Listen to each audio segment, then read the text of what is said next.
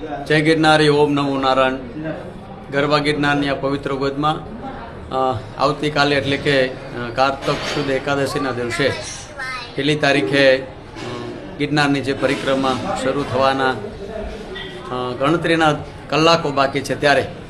આપણે જોઈએ છે કે પરિસ્થિતિને અનુરૂપ ખૂબ જ વરસાદ હોવાને કારણે જંગલમાં રૂટિંગ નિરીક્ષણ કર્યા પછી તંત્ર અને સાધુ સંતોએ સાથે મળી અને એક નિર્ણય લીધો છે અને એક ખૂબ સારો નિર્ણય છે, કારણ કે એટલા બધા જંગલની અંદર કીચડ અને કાદવ થવાને કારણે પરિક્રમા કરવી ઘણી જ મુશ્કેલ છે, કારણ કે વરસાદ પણ ચાલુ છે, કીચડ પણ ખૂબ થયું છે, જેના કારણે રસ્તામાં સ્લીપ થવાની, વાહનો ફસાવાની ભયંકર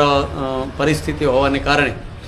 પરિક્રમા આવનારા જે યાત્રિકો છે એને અમારી એક નમ્ર અપીલ છે કે પરિક્રમા કરવા ન આવે, કારણ કે પરિસ્થિતિને આધીન આ પરિક્રમા મોકૂફ રાખવામાં આવી છે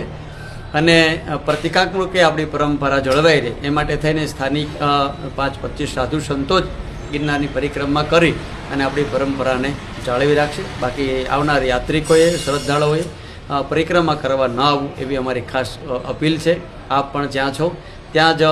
ભગવાનની શ્રદ્ધાથી નામ લઈ અને પરિક્રમા મનોમનથી કરી લેજો। અમે પણ જાણીએ છીએ કે આપની શ્રદ્ધા ગિરનાર સાથે જોડાયેલી છે, આપની શ્રદ્ધાને પણ અમારા વંદન છે,